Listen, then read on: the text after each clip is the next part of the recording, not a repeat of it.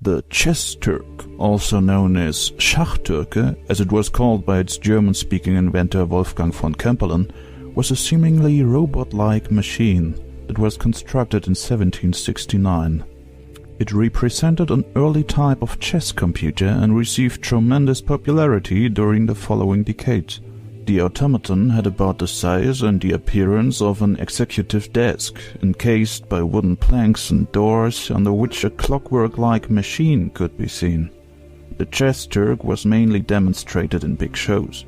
Before a match started, operators like von Kempelen himself often convinced their audiences that there was no human inside by opening these doors. Behind the desk sat a puppet, looking like a stereotypical Turk in oriental clothes that had a movable head, movable eyeballs, a chess-playing left hand that was capable of grabbing and moving chessmen precisely, and a right hand that even started to impatiently tap the tabletop if the opponent's turn took too long. Chess matches had been played against a long list of extremely popular persons, like the French Emperor Napoleon Bonaparte, Benjamin Franklin, Paul I of Russia, and Friedrich II, also known as Frederick the Great.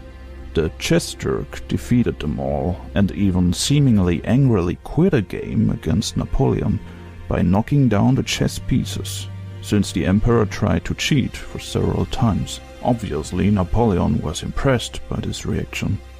There were only a few matches the chess Turk couldn't win. The componist and best chess player of the time, François-André Danican-Philidor, was one of the few people who managed to beat the mysterious machine and caused to alter the image of the superhuman mechanics. Many speculations about the system inside were made. Some people believed the Polish disabled veteran who lost his legs during war actually lied inside and controlled the puppet. Edgar Allan Poe believed a human had enough space to move around inside the hole, so the audience wouldn't see him during the presentation. Poe thought that when it was the Turk's turn, that human would move his or her head into the belly of the puppet to gain control of it. There were even people who believed that instead of a human, the machine was controlled by a trained monkey. To understand why the machine was so good at what it was doing, you have to take a look at two different aspects of the machine. First of all, it was no coincidence that the puppet was designed as a, in the Western world very uncommonly seen, traditional Oriental person.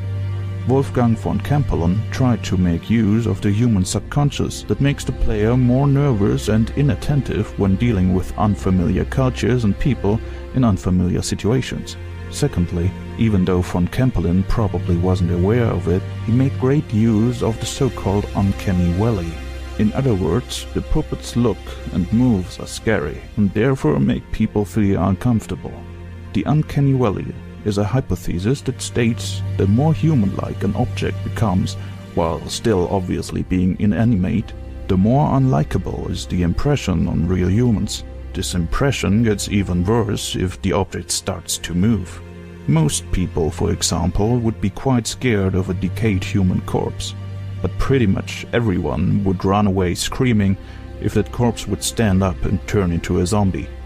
Besides the intimidating look of the automaton, probably the main reason why the Turk was so good at chess is that the person who sat inside the box was such a good chess player. It took more than 60 years to finally disclose the secret of this amazing machine. At the time the Turk became popular, an extremely talented chess player had great issues when trying to earn money with playing chess. Today there are at least big championships that offer quite enormous prize money, but at that time things were different. A chess-playing machine would have even over-trumped Leonardo da Vinci's walking lion, or Jacques de Vaucanson's eating and digesting duck. Therefore, of course, people were more interested into a mechanical chess master than into a human one, and so it was a great chance for chess players to earn money and a reason to keep the secret. It turned out that there actually was enough space inside the desk for a healthy grown-up human being. And as Edgar Allan Poe supposed, the chess player was moving through the machine when it was presented to the audience by opening one little door after the other. The empty space was overlaid by gear wheels on different parts of the clockwork, which really worked but didn't serve any other function. Nevertheless, the chess Turk still was an amazing machine, since it was able to convert the human player's moves extremely accurately. This was possible because of the very detailed pantographs. Pantographs are constructions that imitate movings. The player inside the box probably used some kind of glove that was attached to those pantographs. The chessboard itself was magnetic. Underneath the tabletop, the human inside the machine was able to see the chess pieces moving around, and therefore could react depending on their current positions. A chimney was hidden inside the puppet's head that unsuspiciously released smoke caused by the player's oil lamp. The right hand, the eyes, and the head of the puppet could be moved by pulling strings and switches. After the secret was disclosed, people started to lose interest until there were only few working chess Turks left. Today, mostly broken chess Turks and machines of similar appearances like fortune teller automatons sometimes can be seen in curiosity shops and museums. 2 known chess Turks have been reconstructed and are currently located in Los Angeles and in Paderborn, Germany, where it is exhibited in the Museum Heinz Nixdorf Museumsforum of Computer Technology.